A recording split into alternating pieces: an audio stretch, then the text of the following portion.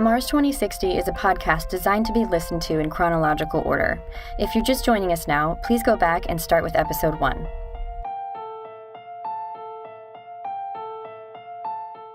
This is Megan speaking with Bria Alden in her office at Ground Control in Houston, Texas. Bria works in operations. She talks about solar conjunction and what it felt like to be completely cut off from communication with the crew on Mars.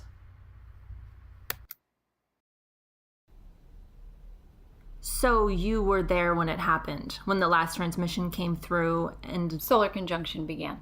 Yeah. It was in the middle of my shift, pretty late at night. Were you the only one in the room? Oh, no. At that point, there were people at every desk around the clock trying to figure out what the hell was going on in the colony. Some of us were even sleeping at work. We designated one room as the resting room and set up a couple cots in there. Do you remember what you were working on that night? I was sending transmissions back and forth with Shuya Kang, the commander of the second ship. With the situation on Mars worsening, we were working out what the next move should be for the crew. You must have been worried about them arriving on Mars and getting sick, I imagine. Well, we had already told them that regardless of how dire the situation was on Mars, their orders were to stay on the ship until things were under control. But those transit vehicles can only carry so much fuel. So if the problems weren't solved quickly, the second ship would have no choice but to abandon the Mars crew and return to Earth. Abandon them? Yes. The Mars team wouldn't have even gotten their brief supply of food and medicine, but we have to always be thinking of the bigger picture, keeping as many people safe as possible and weighing the risks. So you basically were choosing to sentence a whole group of people to almost certain death to possibly avoid risking the lives of another group. That was only one of many difficult decisions we were dealing with. There were so many moments during the following weeks where I felt helpless and hopeless. Especially after hearing Commander Whitfield's transmission. We had gotten used to the incoming transmissions being bad news, but with each message, it was getting worse, and when the commanders came in, there was silence. God, it was an awful feeling, especially when it began to break up. We all knew what that meant. What do you mean? Well, comm was out, and that was it. We wouldn't be able to send or receive any messages with our Mars crews for many days. And I kept imagining the worst. I just had a very bad feeling. Were you still able to reach the second ship after Commander Whitfield's message? No, they were pretty close to Mars then, so already out of reach, too. It must have been so strange to deal with the distance during that time. How do you mean? I mean, if my mother in New York is sick, I can get on a plane and be right there with her in a matter of hours. But that wasn't an option for you guys. There's no way you could have reached them in time to be of any help. Especially when we couldn't even communicate. It was very difficult. Days into the conjunction, our morale was so low that Mission Director Graham called an all-hands meeting. And he told us that we should hold out hope for good news when comm was back up, but that we should be prepared with answers in case the news was bad. We needed the answers, and we needed more time, but we had neither.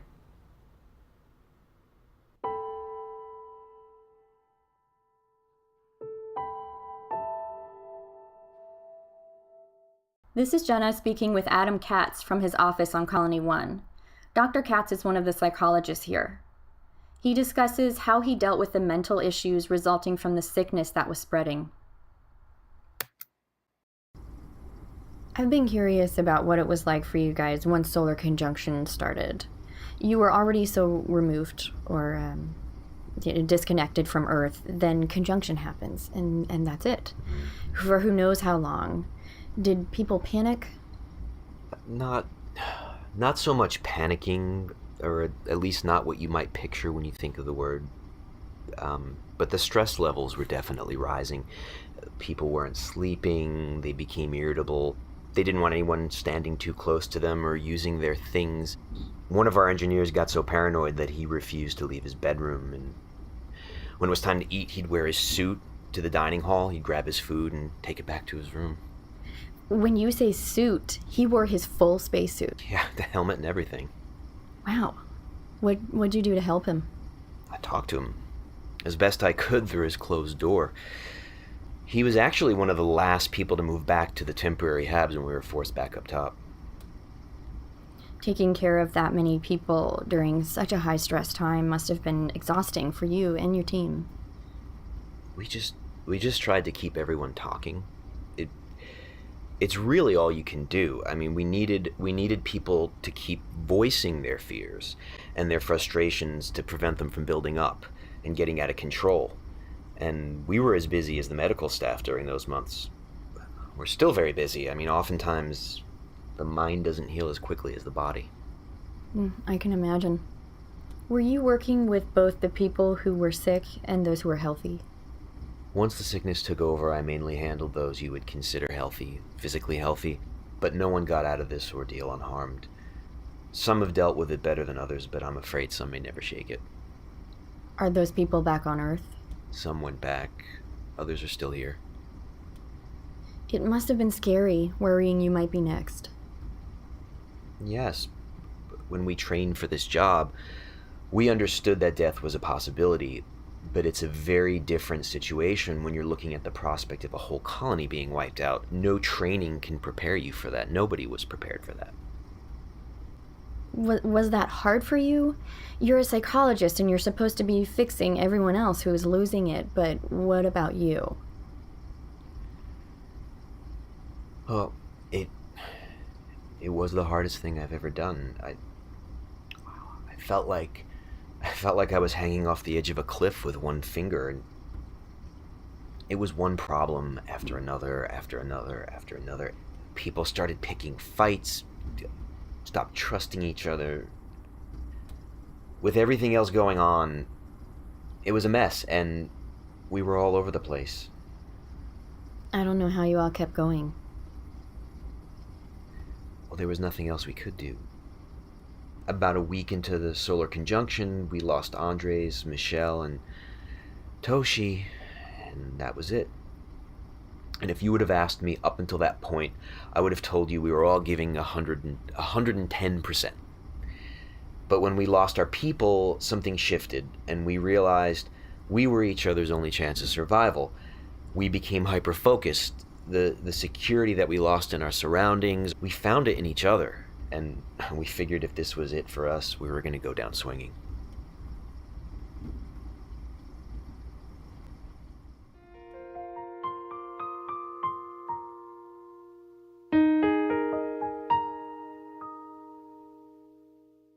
This is Jenna speaking with Dennis McAllister from his lab on Colony 1. Dennis is a lab tech on Mars. He talks about how he discovered the bacteria source. Like everyone else, I initially thought the sick crew members had a virus. That was my assumption until we started running tests on bodily fluids and found an unknown bacteria strand instead. I wanted so badly to communicate with the ISA then, but the solar conjunction had already begun and there was nothing I could do about that. I had so many questions, you know? I was tired, frustrated, and pretty much asleep where I stood. I think that helped me think outside the box. And there was the answer. It had been staring right at me the whole time. And you knew right then where the bacteria was coming from. Well, no, sort of. We'd been checking the areas outside the hab and swabbing various surfaces because we were still assuming it originated on Mars. Until the moment that I realized what was happening, it had never crossed my mind that we brought it here with us. So how did you finally make the connection? Well, like I said, I was exhausted, and I was standing in the lab looking at a sample when I started thinking about our food supply and how that may have been infected. But we all ate the same food, so if it had been the food supply, we would all be sick. And there were still about 20 of us without symptoms. And then it just kind of hit me. At the move-in party, everyone made a dish to share. There were so many different foods, and I remembered a conversation I had with the other crew members about the salsa. I said I wish Andres hadn't put cilantro in it because I really wanted some. They agreed. We had all tried everything but the salsa since we hated cilantro. And I realized those two people I'd been talking to weren't sick, but the ones I'd seen eating the salsa were all either dead or well on their way. It was almost like a dream, and then all the pieces fell together. If you had told me on launch day that our almost complete demise would be brought on by a microscopic stowaway, but that's what happened. How did the bacteria find its way onto the ship? Like everyone else, Andres, one of our botanists, had brought small personal items with him on the trip.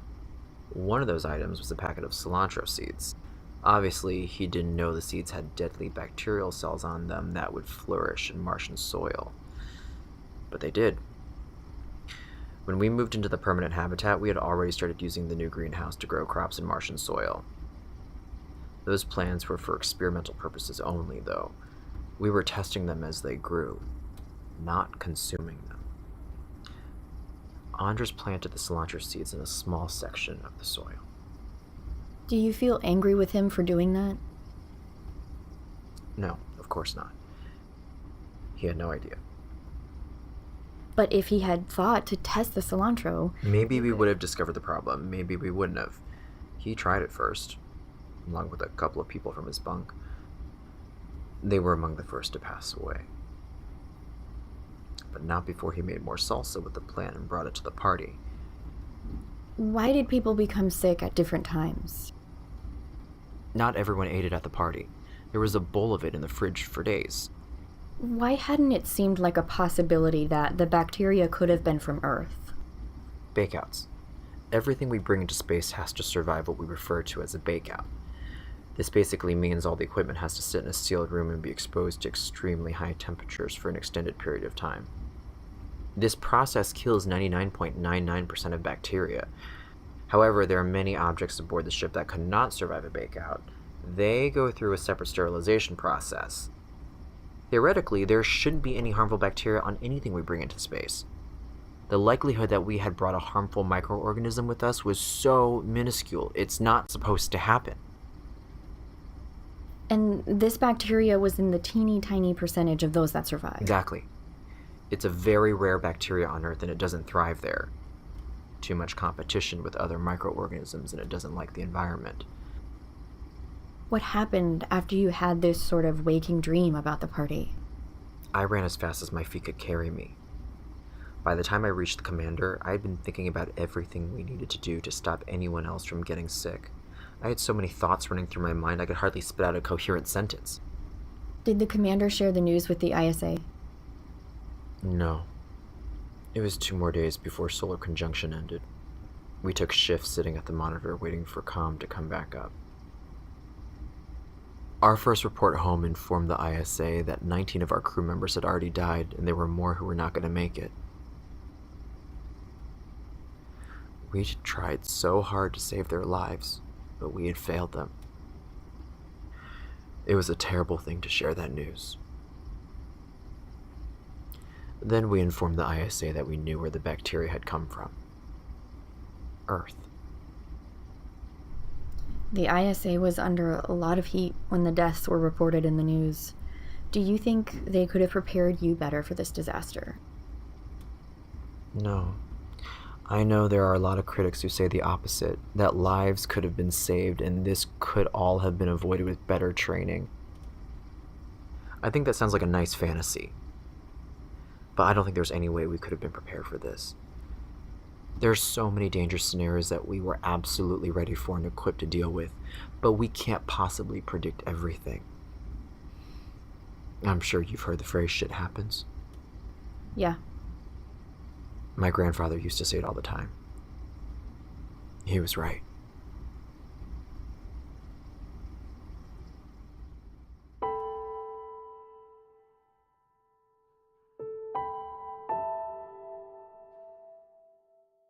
This is Megan speaking with Nils Eklund from his mother's home in Sarasota, Florida. Nils was one of the nurses who came back on the ship that carried many of the sick who were in recovery. He talks about the paranoia and fear that even the healthy crew members felt during that time.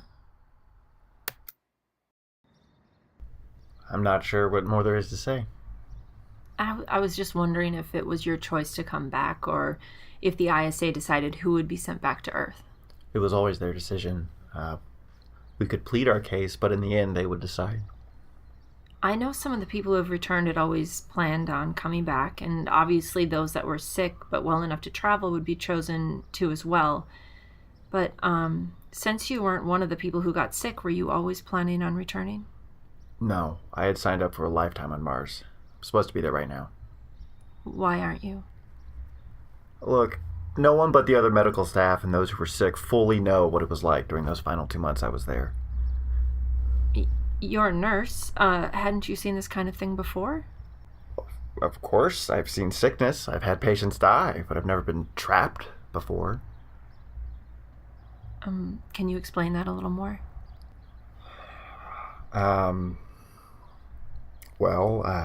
It felt like I was being tortured. Like I was bound and forced to watch my friends die slowly and painfully. What could I do? I'd smile and tell a stupid joke to try and keep their spirits up. Every treatment we tried either didn't work or seemed to expedite paralysis. Sometimes I'd lie to them and tell them their stats were improving just to give them hope, to give them a reason to keep fighting. By the time the second group's paralysis started setting in, I couldn't even look them in the eye anymore. They pleaded with us. Please, I want to see my family and stuff like that. And there were a few from the final group who got sick who begged me to end their lives if they slipped into a coma. What do you do? What do you say? What would you do? I can't imagine how hard it would be. Oh, what would you do? You. I don't know. Dr. Prasad fell ill with the final group. He knew what was coming. He understood it.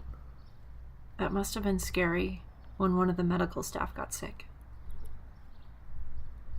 I got very paranoid. It's not like I could lock myself away alone in a room. I had to do my job. I spent as little time with the patients for their final days as possible. I asked the other nurses to handle it and made up an excuse for why I was too busy. And Did they believe you? who knows? I was too panicked at the time to see if they believed me. Then Dr. Prasad died and I was done. I couldn't bring myself to work anymore. I started feeling ill, started throwing up, getting dizzy. I thought you didn't get sick. Well, I didn't. Well, not with what they had. It's amazing. It's truly amazing what fear can do to your body. When it comes to fight or flight, my body just froze.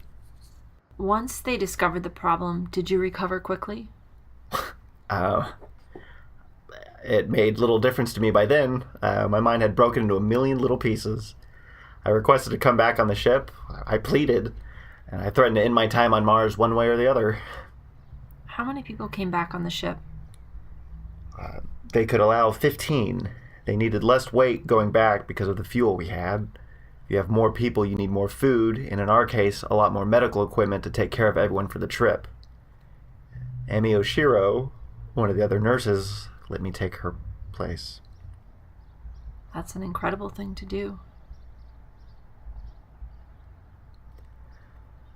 I feel guilty every day about my behavior.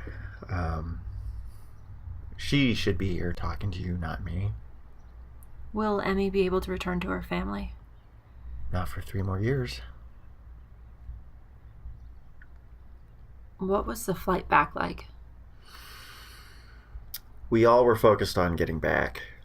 I was the nurse on duty, and I was holding it together as best I could. I knew I needed to keep it together for 9 more months. I counted down the days. The 8th month was by far the hardest. Those that were sick were showing signs of improvement, but people hardly spoke to each other anymore. So we all wanted off. How are you doing now? I've been diagnosed with PTSD. I haven't been able to go back to work.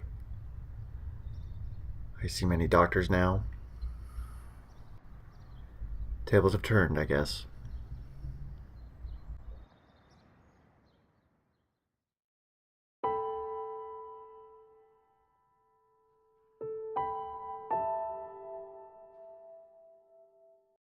This is Jenna with Emmy LaCroix, speaking from the library on Colony 1. Emmy is a mission specialist who came to Mars on the second ship. She discusses what it was like to join the crew on Mars in the aftermath of the sickness.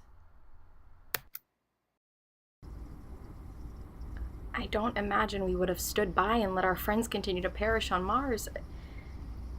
We had been discussing it in the weeks before we arrived. But it's difficult because orders are orders, and we were not to leave the ship before everything had been sorted out, and there was just so much fear. Fear of what? Of having to turn around and go back to Earth without completing the mission? Well, no.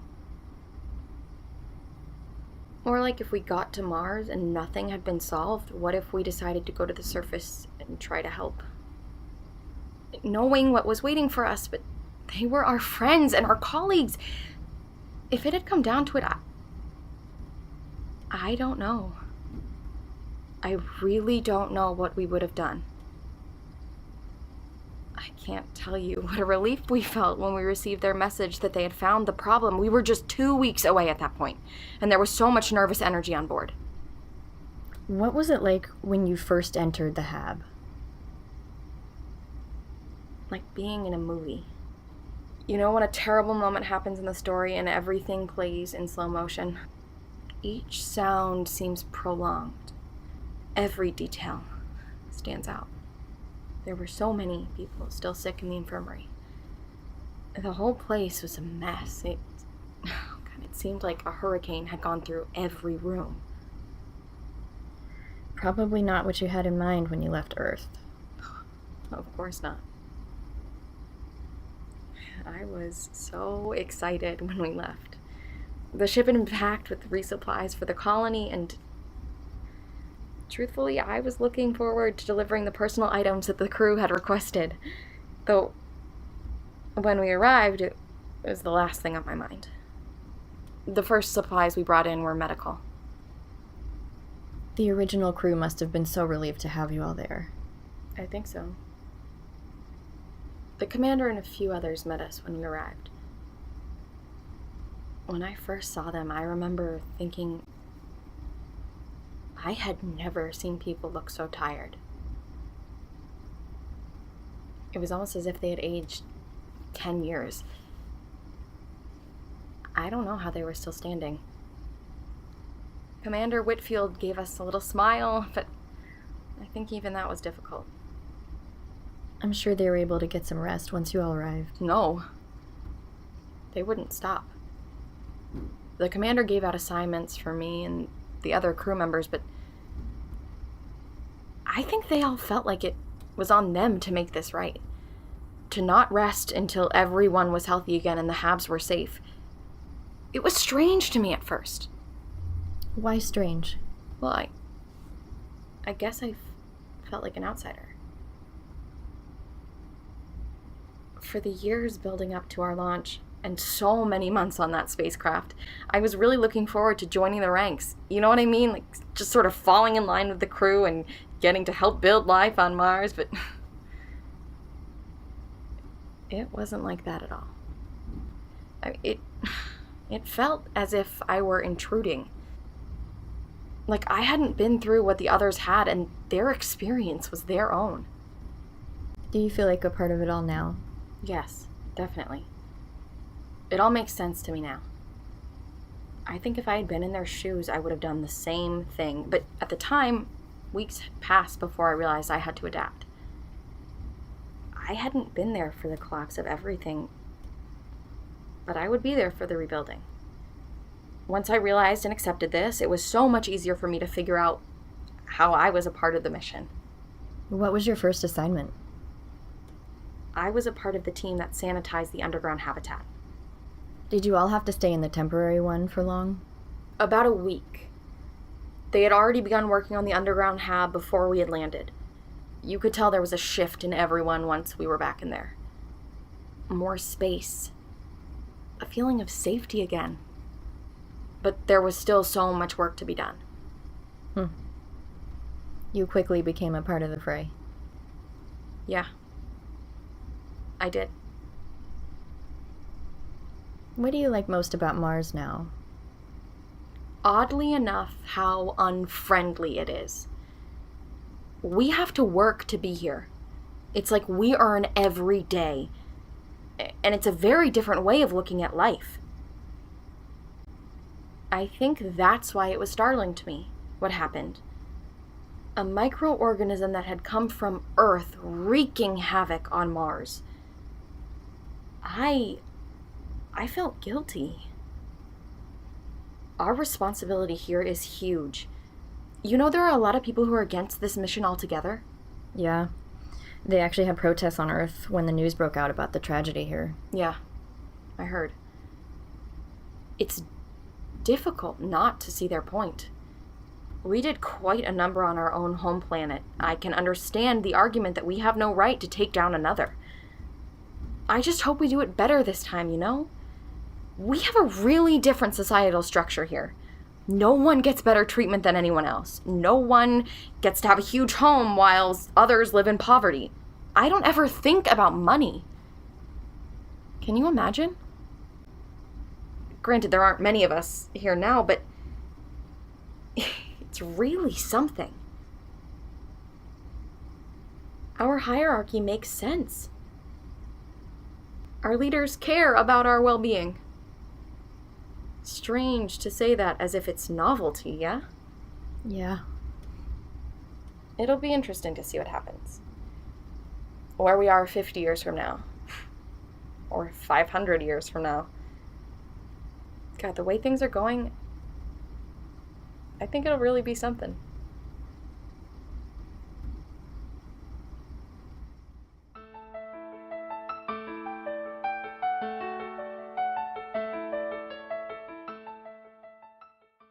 This is Jenna speaking with Allison Ryan from the lab on Colony 1. Allison is one of the diggers working on the excavation. She discusses what it was like to reopen the dig site and the latest discovery. What was it like when they finally reopened the dig site? Were you able to pick up right where you left off? Well, we had a lot of cleanup to do. Even though the dig site had a tent around it, the dirt on Mars is so fine that it creeps in everywhere, and there's a lot of it and sticks to everything. But yeah, for the most part, we were able to pick back up. And emotionally, how was it returning to work? It was mixed. I mean, I was excited to get back to it, though. Felt like we were just getting a taste of what was to come. There were lots of ideas up in the air, and so much had happened before they made us shut it down. So it was like a relief to have things back to normal as far as living on Mars goes, you know. And waking up, you know, eating breakfast and going to work. I guess I've been getting a bit restless. I imagine it felt pretty good to be out of the temporary habitat for a while. Yeah, it certainly lifted our spirits. It's actually funny, for the first month we were allowed back at the dig site, we all put in extra long hours, not because we were expected to, but because we lost track of the time. It was a good way to keep our minds occupied and not thinking about all that. Yeah. Was it difficult saying goodbye to your team members who went back to Earth on the second ship? It was awful. We'd all grown close. It was like having to say goodbye to our families all over again. And that's why I was happy to focus on my work. And there just came a point where I'd had too much heartbreak in such a small amount of time, and I needed to shut off that part of me for a little bit so I could cope, you know? You're looking at me like you're worried about me. No. I just... These things, they take time. Yeah, but for now, I'm focusing on the excitement around the excavation. What have you guys been working on lately? Well, you've probably heard us talking about the cave, or what we're guessing could be a cave. Yeah. Can you talk about that a little? Yeah. When we started back at the site, we continued to clear along the river wall, because we were curious to see if there were other markings. And a few months in, I came to this very loose soil that looked like it had caved in. And when I took my pick to it, it just broke away, crumbled. So we cleared the debris and found what appears to be some kind of subterrane. Oh, man, how deep is it? We actually don't know yet, but from what we can see, it looks like it goes back quite a ways. You can't just crawl inside, because we don't know how strong the walls are. But we've taken pictures with our imaging equipment, and we're also adding support beams. What do the photos tell you? We can see that it looks like it might stretch for quite a distance, and that the walls are mainly made of basalt and some sandstone. Is it possible that this is just a natural occurrence? Yeah, everything is possible right now. We have a lot of questions, way more questions than answers. Do you think that will change anytime soon? It would be great if it did. We can't force the answers. We just keep digging and testing and exploring. Do you believe in extraterrestrial life? We all have our thoughts on the subject. But you personally, what do you believe? I believe that in a universe as big as ours, with trillions of planets, it would be pretty surprising if Earth were the only planet supporting life.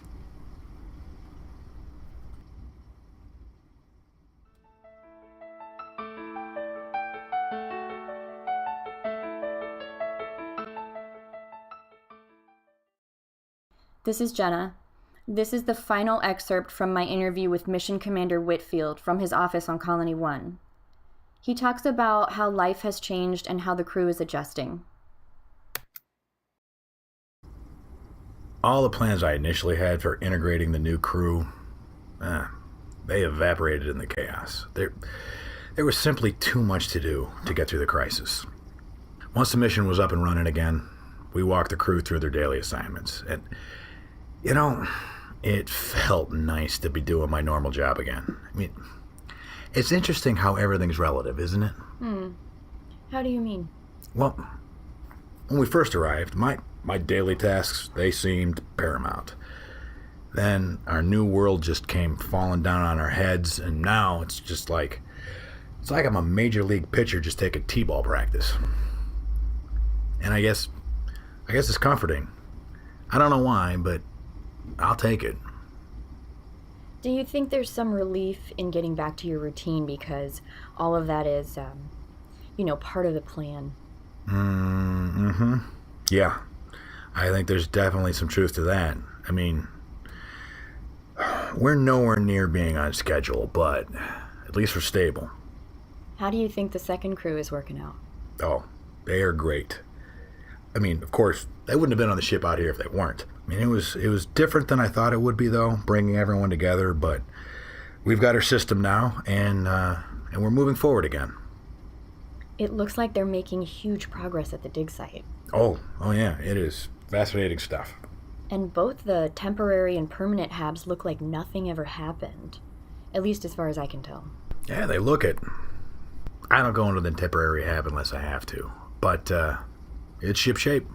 Is that because it's too painful? Truthfully, I feel a lot of anger when I'm in there. Losing my teammates, watching them suffer, and not being able to help. We're all still recovering. I'm sure it will take a while. I don't know if it'll ever go away. There's some tragedies you can move on from, and others that you just learn to carry with you. Humans are not meant to deal with so much death. We're just not built for it. Maybe not. My partner and I have interviewed a few of your team members who've explained to us that the screening process for this mission was rigorous. It seems like the average person may not have been able to handle things the way that you and your crew have. Look, I don't know that makes us different from most people. There's not a right way to deal with tragedy. Everyone just has to find their own way. You mean like jumping further into their work or becoming more religious? Yeah, it could be. Did either of those things help you? Especially with dealing with the loss of your wife. I'm not much for religion. Maybe there's a higher power, maybe there isn't.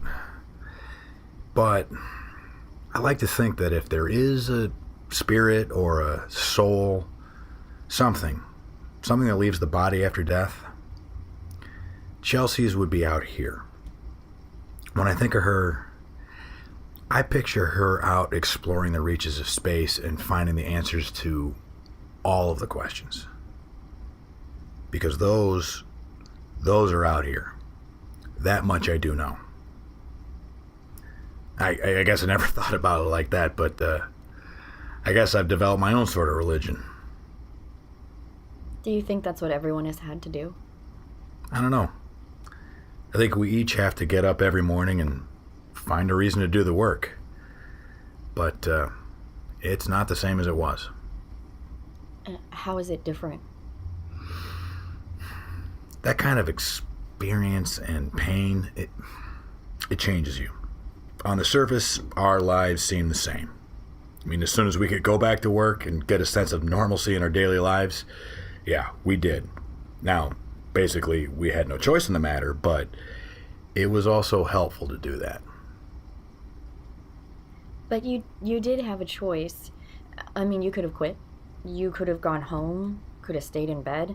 You did have... No. The option of quitting was taken off the table the day we launched. There was never any fork in the road for us. There was always just one path, albeit a very bumpy one. And that's probably the cheesiest analogy I've ever used. I hope you got it. The red light's still on. Yeah, I'm getting every word. Okay, great. All right. If I'm remembered in history for anything, I want it to be that. Okay. I promise to quote you accurately. So, you were just saying that your grieving is different than it usually would be. Because of our situation here, we can't leave and take off for a weekend to clear our heads. We can't get away from the places that are the most painful. So, we had to find a way to mourn our loss while staying the course. And for me, that meant finding a new reason to carry on. And what was your reason? Now, this may sound like an obvious choice for motivation, but I feel a responsibility to do what others now cannot. For my crew, for my friends, my wife, all who are no longer with us, I feel that we have to do what is right.